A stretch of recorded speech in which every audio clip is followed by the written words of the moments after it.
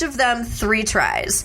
And the thing is for someone like me, you know, I'm a lot.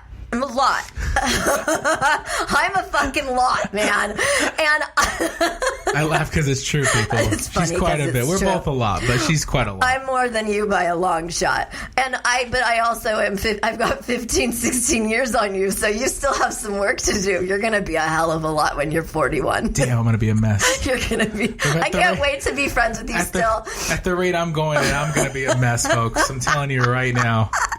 Oh my God. Hopefully we have some live show that we're traveling the world with, and Kari and you have kids and I'm just this super single star.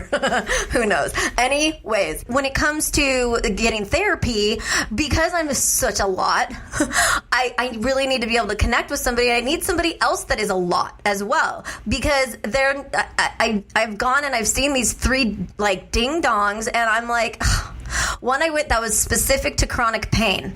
Oh my God. I even asked her, have you ever broken a bone? And she's like, no. I'm like, so you have like no idea. No relatability. Right off the bat. How the fuck are you a chronic pain psychologist? So I jumped ship there. I mean, when you're talking about $250 out of your pocket. Damn, I don't need to say anything, but I had one up on her. I broke my arm. I could have totally been your therapist in that moment. You are. See, this is why. It was a destiny. Oh my God. And then, you know, and the other 2 were equally just not a good match. So I got frustrated, and then that's also when I got sick of like going to all these doctors and going into IVs and doing all this shit for my pain, and I just went, you know what? I got to get off everything. I got off of every supplement. I got off of anything that I was taking. And now I want to hunt for a therapist as well, because this topic has gone into my life from the rape to today, right? That I've had problems with sexuality. I've had problems with my ability to feel loved, and sex was one way that I know that if I gave it, I could show them that I was giving them love, and that if they were giving me that way and it wasn't in a rape kind of a way, then they were loving me. And it started with just like making out, you know, and I was always the sexual being. I didn't know it until the morning after this all happened. And then that was a switch. And so, you know, I drink a lot.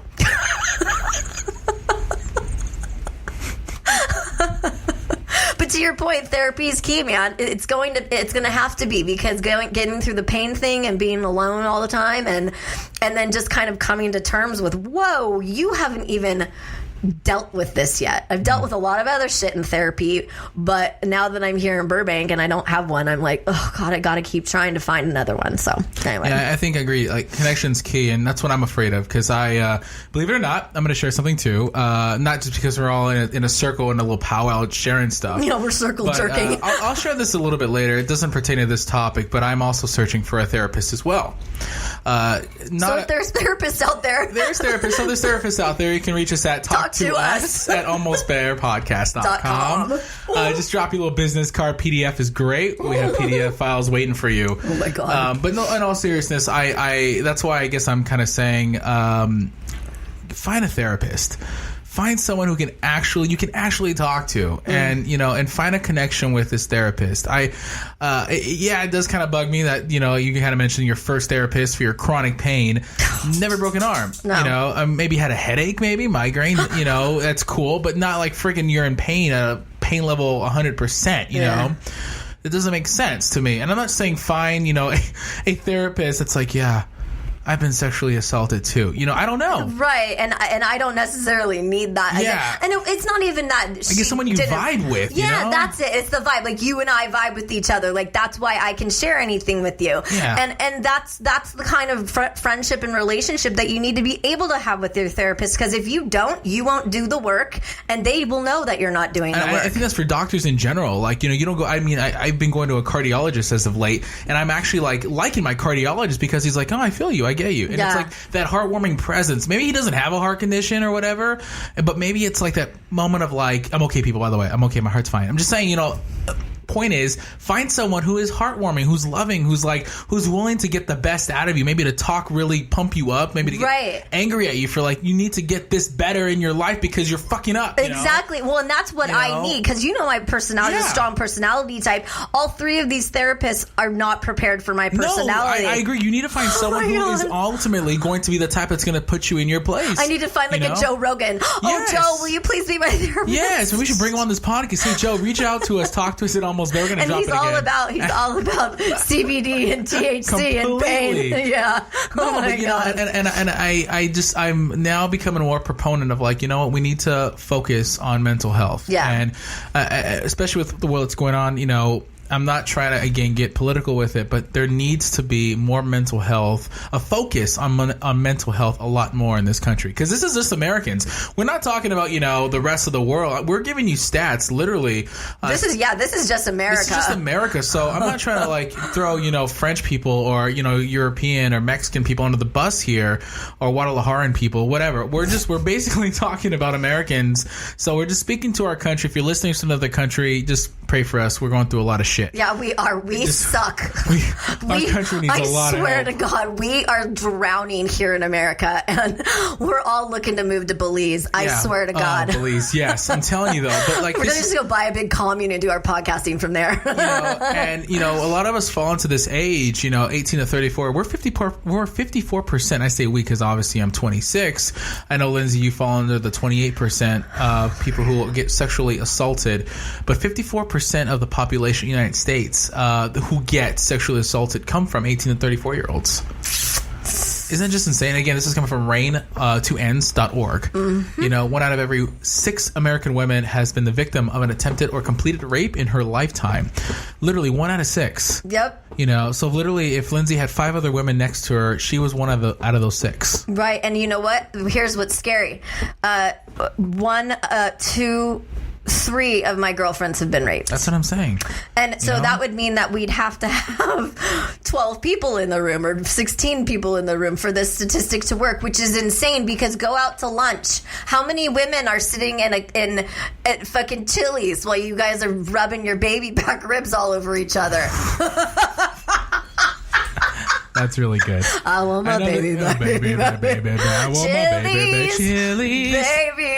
Baby back ribs. Thank you, Chili's, for being our sponsor for the afternoon. Woo, woo. Yes. Good margaritas all around. $5 Sundays, 12 to I think it's 5. Honestly, I have no idea. You couldn't get me to go to Chili's. Yeah, we were just going to pause this serious podcast for just a second. Again, Chili's, thank you so much for being our unofficial sponsor of this podcast, Almost There. Thank you so much. Oh, speaking of celebrations, maybe we should go to Chili's after this. We probably should. Okay, so even though we started the podcast before we started distributing, because we were practicing and learning and we had technical difficulties and we were having foam falling off the walls and we didn't have our vibe, It was a hot and sticky mess, folks. It was a hot and sticky mess. And not a good one. No, not at all. Not what you're thinking. Right, and so now that we've got our legs and everything, today is our 20th episode, and I know that sounds like 20. That's 20 straight weeks of John and I being here, which is almost half a year, which I find to be really cool. Wow. Yeah, because when you think about 20, you're like, big deal, but the commitment that we've made to each other now, it feels good and it feels real, and we're on our schedule now, and we've got this on Tuesdays, and we edit after the show, so we're done with it, and then I distribute and socialize on Thursdays, and we've gotten that flow now, so I'm really, really stoked about that. So we just want to thank you for being a listener. Yeah, we're celebrating with you our 20th episode by talking about sexual assault. Yes, this is our gift to you. This is our gift to you. Starting out very sad and somber, but I know we kind of like joking a little bit, but kind of serious. Of like, we thank you for just following us along on this ride. It's just a crazy ride. We're both getting in tune with each other. Still, we're both. It's a friend just came up to me, is like, listen to our podcast. Was like, literally, it's Satan Sinner. You're a saint. She's a complete sinner. I love it. And I'm like, I'm trying to convert her as much as she's trying to convert me. But, we'll see how that goes. I'm not trying to convert you. I'm trying to help educate you. And you're educating me. You educate me in a different way than I educate you. And then we share things that we both already know. But, yeah. So thanks. Just thank you so much. Yeah. Yeah. But thank you. And I am going to go back into the serious mode for a minute. In regards to, so I was 13 years old, which is 8th grade. And as we've established before, I started my period super young. I was like 9.5 years old, right? And John and I believe that it was 100% possible that I could have been ovulating during that span of time. Why would I be thinking whether I was or not, or even know what the goo felt like or looked like or what it was for, outside of, well, I've been having this period, I guess this is just being a girl, right? And I wouldn't talk to my mom about it if my life depended on anything, right? So I just went through my life as myself. I always wanted to be in high school. When I was in junior high, I wanted to be out of college when I was in high school. I was always ahead of myself, and I believe so much of that stemmed from how early I started my period, where my hormones started earlier, and then also the rape situation. I guess that's what we'll call it. I don't know what else to call it. Maybe I should give it a code name, because I hate saying the name rape. God, it's horrible. But anyways, what would have happened had I gotten pregnant? And I think about it all the time, especially when my ex-husband and I were trying to get pregnant, and how hard that was. And I'm like grateful that the good Lord ended up making me infertile, because what if that would have happened? I don't know what my parents would have done. My instinct is they would have wanted me to get an abortion immediately. They wouldn't have wanted me to do an adoption. And these are my right-wing Christian Republican parents, right? But I truly believe that they would have wanted that for me, because they wouldn't have wanted that stigma to follow me at such a young age, because it was rape too.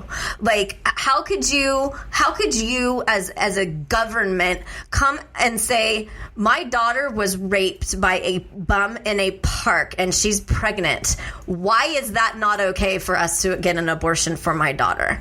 That to me is where so much of this conversation lies. And also the poor, you've got, ethnicities that are so poor, black, white, Mexican, it doesn't matter. There are poor people everywhere. Most of my friends are white and poor. Thank you, by the way, you guys. Jesus, poor white people everywhere. Just go to Costa Mesa, the east side. You're walking all along the bridges. I know I'm walking some bridges. But hey, I'm just elevating that conversation. I know we've touched on abortion and how we feel about it very briefly. I don't know, like 10 episodes or something. And speaking, for me, as you all know, and I'm just sorry to cut you off for just a second, no. But I'm just thinking, how do I explain to someone, like, if you would have gotten pregnant, because I am, I'm not right-wing Christian, but I am pretty right. Moderate right You're Christian. Moderate, yeah. And my stance on abortion is, I can't stand it, but I'm biased because I could have been aborted. We'll talk into that again a little bit later. Just it's a personal story of my mother, having cancer and all that stuff when I was in her womb, but it comes from a biased position. So how do I speak on it and saying, how do you say no to that? Like how? How? And I'm not trying to say abortion. It's hard. How do you say no to what? How do you say no to your situation if you would have gotten pregnant? Right. How do you say no? And obviously, like, my heart and everything's like... And how do you make the doctor go to jail for 99 years? Yeah. What the fuck? And that's... Goddamn South. And that's where I have a hard time answering, because within all of... everything in me is like... have the baby, but it's so hard because we don't understand. Like, we truly don't. Could you imagine having your 13-year-old daughter raped from a stranger in a park and pregnant? It would fuck up everybody. Yeah. Everybody, not just the girl who has to now go to her freshman year in high school at like the crap high schools where all the druggies go, because that's probably where I would have been shipped off to, or some like etiquette school somewhere, some Catholic place. But I can give you the answer. What I was brought up with is you have the kid. I can give you that answer, but what is our heart really saying in that moment? Are we really going to choose it? I'm not saying don't choose it. I'm not advocating neither. I'm just bringing up the discourse of what do we do in that situation. Obviously, you're clear of exactly right. No, we're not having it. I understand. Yeah. I understand that position. Now, I don't know if I can agree with it, but again, if I don't agree with it, I don't understand. And maybe I'm totally wrong with how my parents would have responded. Maybe we don't know. And again, this is all they would have been like, speculation. I'm totally speculating just based on being their child for 41 years. But My mother continues to surprise me, though, so you never know. She does. Actually, lately in a good way, so that's good. But just the abuse of children, and what's so interesting about it when I was reading up for the episode about this, the abuse of children. Right now, I think of children as children, right? Like elementary school and junior high, and our snowflakes. And so